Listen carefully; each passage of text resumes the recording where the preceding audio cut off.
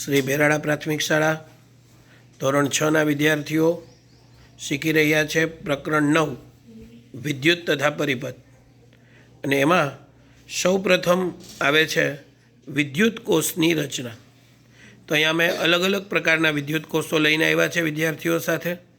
પહેલો છે 1.5 વોલ્ટનો વિદ્યુત કોષ છે, બીજી છે એ 9 વોલ્ટની બેટરી છે અને પછી છે 12 વોલ્ટની અલગ અલગ બેટરીઓ.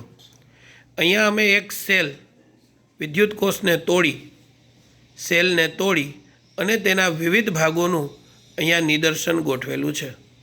સેલની અંદર એક કાળા રંગનું રસાયણ હોય છે ને? ક્યાં છે કાળા રંગનું રસાયણ?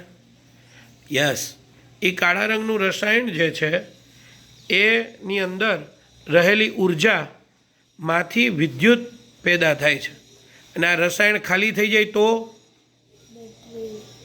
સેલ ઉતરી ગયો અને પછી શું કરવું પડે?